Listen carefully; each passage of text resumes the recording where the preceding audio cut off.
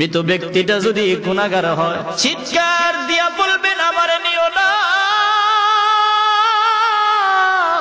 এই কবরের আযাব আমি সহ্য করতে পারবো না।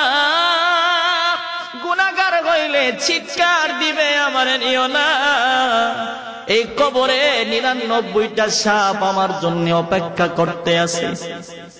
কিন্তু আমার আপনার এই কান্না কেউ শুনবে না।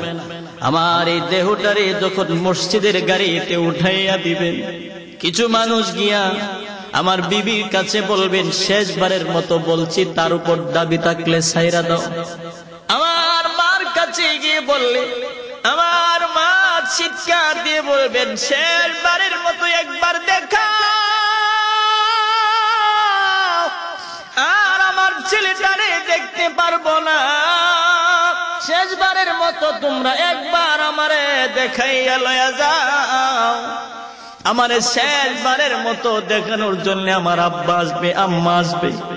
ওই সময় আমার এই মসজিদের খাটিয়াতে যখন ওঠানো হবে, আমার আত্মীয় স্বজনেরা গাড়ির মতো ড্রাইভার হইয়া তারা নিজেই চলে যাবে।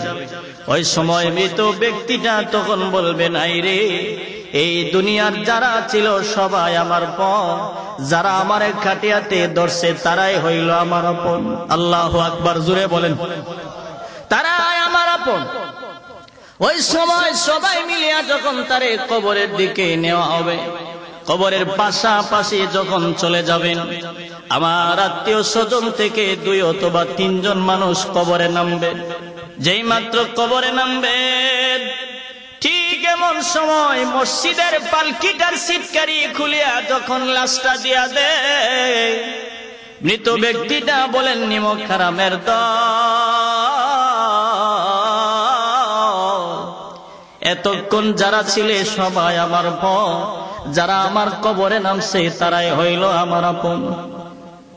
এইভাবে যখন লাশটারে কুলে লইয়া আমার আপনার আত্মীয় স্বজন থেকে 2 অথবা 3 জন মানুষ কবরে নাইমা বিসমিল্লাহি ওয়া আলা মিল্লাতি রাসূলিল্লাহ বলে যখন কবরে শোয়া দেয়, খাটিয়া দিতে দিতে যখন কবরটা একটু ছোট হয়ে যায়, এমনি তখন দেখবেন একজন মানুষ 2 পারে লাফ দিয়া উপরে উঠা যায়।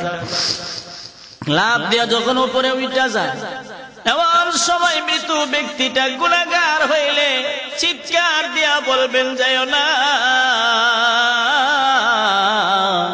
এই কবরে আমি কেমনে থাকবো, আমার তো কই যাও। কিন্তু শুনবে না।